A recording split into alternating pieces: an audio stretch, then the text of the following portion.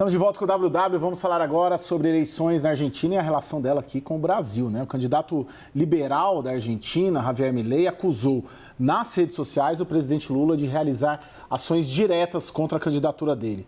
Milei usou como base um artigo da excelente jornalista Vera Rosa, publicado pelo jornal O Estado de São Paulo hoje. Ele escreveu, ele e o Javier Milei, abre aspas, "A casta vermelha treme. Muitos comunistas nervosos e com ações diretas contra mim e meu espaço. A liberdade avança. Viva a liberdade", fecha aspas. A publicação aponta uma suposta interferência de Lula para liberar um empréstimo de US$ 1 bilhão do Banco de Desenvolvimento da América Latina à Argentina, e o dinheiro teria facilitado a renegociação da dívida com o Fundo Monetário Internacional e também teria favorecido o candidato de esquerda, Sérgio Massa. Em nota, a Secretaria de Comunicação Social do governo disse que o empréstimo não teve a interferência do presidente Lula, que não houve pedido à ministra Simone Tebet e que foi uma decisão de 19 dos 21 países membros do banco para ajudar com a escassez de recursos da Argentina. Lorival, interessa ao Lula a derrota do Milei? Claro que sim. Sim, né? Sabemos, mas o Lula estaria disposto a mexer todos os pauzinhos ali no governo para influenciar numa eleição como essa? Claro que sim. Né? Ele faz isso desde 2003.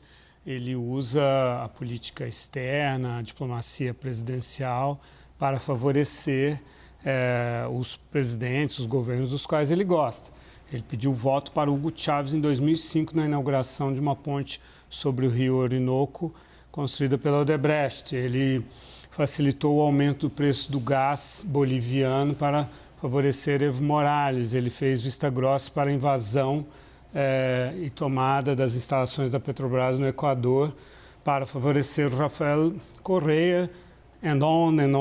O Irã, né, Mahmoud Ahmadinejad Lula apresentou um plano absurdo que não contemplava as preocupações da comunidade internacional, junto com o Erdogan da Turquia em 2010. Bom, respondi a sua pergunta, mas gostaria de ponderar o seguinte: não haveria nenhum problema de o Brasil interceder em favor da Argentina. Era o que eu ia te perguntar, exatamente isso. Zero problema. Para o Brasil não é... É natural. Sim. É natural, porque é um interesse nacional brasileiro que a Argentina não quebre mais ainda do que já quebrou, porque é um parceiro comercial importante, é um vizinho. Uma crise migratória na Argentina, já sabemos isso por causa da Venezuela, né? Afeta o Brasil. Enfim, existem várias razões de Estado para interceder junto à Argentina, é perfeitamente legítimo. Sim, mas por que em termos de política externa é ruim um presidente ajudar um candidato de um país vizinho? Esse é o problema. Quer dizer, o Brasil tinha uma tradição de uma política externa de Estado. E o Itamaraty é muito respeitado por isso no mundo inteiro. Já ouvi de americanos, de colombianos, de franceses, de gente do mundo inteiro elogiando essa tradição do Itamaraty, que foi rompida pelo Lula em 2003. Ele começou com isso que eu já enumerei agora, e o Jair Bolsonaro deu continuidade a isso, só que com um sinal trocado, né? Apoiando Trump, né? E acusando os Kirchners de terem empobrecido a Argentina. O que um presidente de outro país tem a ver com isso? Você não pode dar esse tipo de declaração. Bom, aí o Alberto Fernandes veio em 2018 aqui visitar o Lula na prisão e saiu dizendo que a prisão dele era ilegal, inconstitucional. O que um político de outro país vem dar opinião sobre o nosso sistema judicial? Tudo isso foi normalizado aqui na América do Sul pelos governos populistas, tanto de esquerda quanto de direita. E nós estamos vendo qual é o resultado disso, que é quando um governo faz uma política externa que, em tese, atenderia ao interesse nacional, ela é interpretada e provavelmente foi motivada pela ótica de uma interferência na política interna eleitoral de outro país. Então, agora, as pessoas que são leigas nesse assunto e que achavam que era natural que a política externa fosse influenciada pela ideologia e pela política eleitoral podem entender por que essa contaminação é ruim.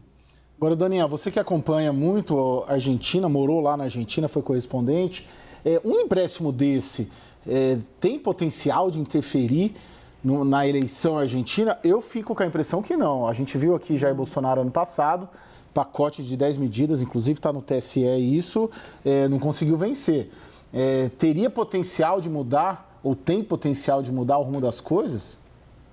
Não, uma andorinha sozinha não faz verão.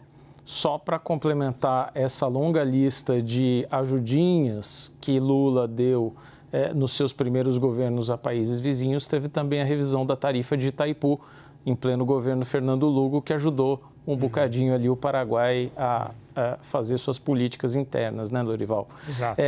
Agora, a visão do Palácio do Planalto, eu estava me lembrando aqui que esse empréstimo de 7,5 bilhões do FMI saiu em agosto. Um pouquinho antes teve a vitória arrasadora do Milei nas eleições primárias da Argentina e foi aí que disparou essa onda mileísta na Argentina que perdura até agora e ganhou força. Naquele momento, o diagnóstico no Palácio do Planalto era o seguinte, entre conselheiros ali do presidente Lula, de que havia uma certa asfixia da Argentina também pelos organismos internacionais, inclusive pela FMI, que a cada momento ali em que a Argentina levava um não do FMI, a percepção do mercado se deteriorava, o dólar subia na Argentina, o peso perdia força, era mais uma rodada de desvalorização do peso e havia mais inflação. Quer dizer, a inflação tinha mais um repique na Argentina.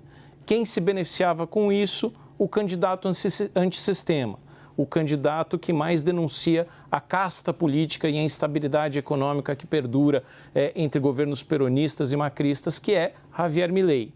Então, havia um diagnóstico, acertado ou não, do Palácio do Planalto, de que isso ajudava um pouco a fermentar esse caldo antigovernista e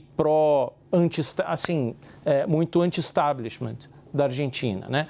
Agora, é claro que um socorro do FMI de 7,5 bilhões de dólares não vai mudar o panorama econômico da Argentina. A crise da Argentina é gravíssima, não se resolve com 7,5 bilhões.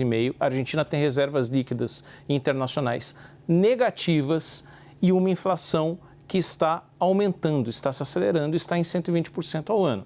Então, o fato é que, se alguma ajuda do FMI ajudaria decisivamente, em agosto de 2023 já era tarde demais. Eu fiquei com essas duas impressões. Primeiro, se um empréstimo dessa monta tem potencial de interferir. E segundo, se o efeito não foi reverso, né? Porque o Milei tuitou porque para ele é positivo, né? Ele faturou em cima dessa suposta aí, dessa negociação toda. Thaís, eu fiquei com essas duas impressões. No fim das contas, todo o episódio hoje, muito debatido aí em redes sociais, acabou sendo positivo para o Milei, que foi lá, tanto que ele tuitou. Thaís, o Daniel trata de panorama econômico, ele pincela um pouco ali. Qual que é a situação, afinal, da Argentina daqui para frente? Não, é uma situação de calamidade, praticamente. Eu queria só dizer uma coisa aqui, o seguinte, esse dinheiro que foi emprestado para a Argentina não é do Brasil, né? Não tem dinheiro brasileiro para isso. São 21 países que votam, foram 19 votos. Foi um empréstimo que a gente chama de empréstimo ponte, porque ele toma esse dinheiro para ele reforçar um caixa e conseguir receber os 7,5 bilhões do FMI, que já havia uma programação para isso.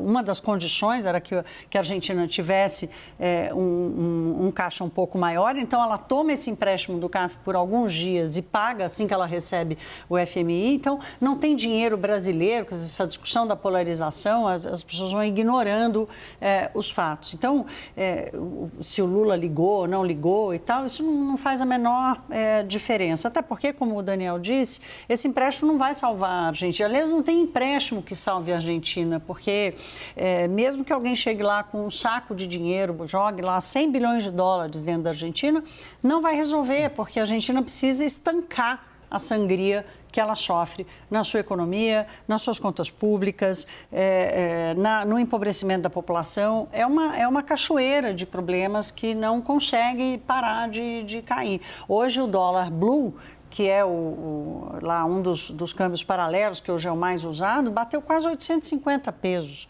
$1, 850 pesos. Isso já está completamente descolado dos fundamentos da economia. Quer dizer, não faz mais sentido nenhum, nem a taxa de juros, nem a taxa de câmbio, nem a atividade econômica. A economia da Argentina perdeu o sentido. Então, esse empréstimo foi um empréstimo ponte de uma contabilidade para conseguir receber do FMI. O Lorival, para finalizar, você não tem essa impressão que o episódio todo acabou sendo positivo para o Milei? Olha, só mergulhando mesmo nessa lógica da polarização para ver dessa forma, porque como que um candidato à presidência da Argentina é contra uma ajuda que a Argentina recebe? É absurdo isso em si mesmo, quer dizer, mas talvez você esteja certo, mas só mostra o apagão intelectual e moral que a gente está vivendo. Porque se for verdade que o presidente Lula tentou ajudar a Argentina, esse dinheiro, 7,5 bilhões de dólares, daqui a pouco o governo argentino muda. Em dezembro assume um novo presidente. Então, assim, mas, de fato, quer dizer, a substância das coisas é abandonada, né, nessa polarização entre populistas, realmente, e a lógica da gestão das coisas não tem sentido. E o Milei disse assim, eu não vou lidar com o comunista do Brasil, com o comunista da China. Ah, a Argentina não vai lidar com o Brasil e a China? Tem lógica isso? Não tem o menor sentido. Você não vive só se relacionando com os Estados Unidos e Israel, como ele propõe.